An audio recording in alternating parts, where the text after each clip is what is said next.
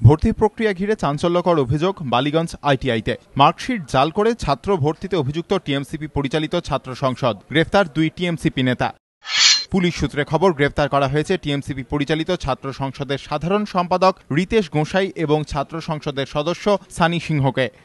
মঙ্গলবার সন্ধ্যায় গড়িয়াহাট থানায় অভিযোগ দায়ের করেন আইটিআইতে ভর্তি হতে আসা এক ছাত্র। তার ভিত্তিতেই এই গ্রেফতারি। অভিযোগকারী ছাত্রের দাবি, মে মাসে ভর্তির ফর্ম তোলার সময় ছাত্র সংসদের সদস্য সানি সিংহের সঙ্গে আলাপ হয়। অভিযোগ, সানি তাকে বলেন, আপনার যা নম্বর তাতে এমনিতে চান্স পাবেন না, মার্কশিটটা দিয়ে যান আর পরে 15,000 টাকা দিয়ে যাবেন। ছাত্রের দাবি, তিনি মার্কশিট সানির কাছে দিয়ে যান। পরে সানি তাকে ছাত্র সংসদের সাধারণ সম্পাদক ঋষিকেশ সিংহ ও সহ সাধারণ সম্পাদক রিতেশ গোসাইয়ের সঙ্গে আলাপ করিয়ে দেন। এরপর মঙ্গলবার কলেজে গিয়ে দেখেন মেধা তালিকায় তার নাম উঠেছে, তবে মোট নম্বর প্রায় 20% বাড়ানো রয়েছে মেধা তালিকায়। সানিরা তাকে বলেন, জাল মার্কশিট তৈরি করে তার নাম তোলা হয়েছে, ভর্তি হতে হলে 15,000 টাকা দিতে হবে। ছাত্রের অভিযোগ, অনেকের কাছ থেকেই এভাবে টাকা নেওয়া হয়েছে।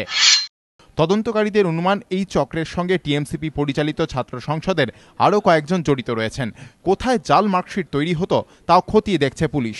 ধৃতদের জেরা করে এই ব্যাপারে আরও তথ্য মিলবে বলে আশাবাদী তদন্তকারীরা। প্রকাশ সিংহ ও পার্থপ্রতিম ঘোষ, এবিপি আনন্দ, কলকাতা।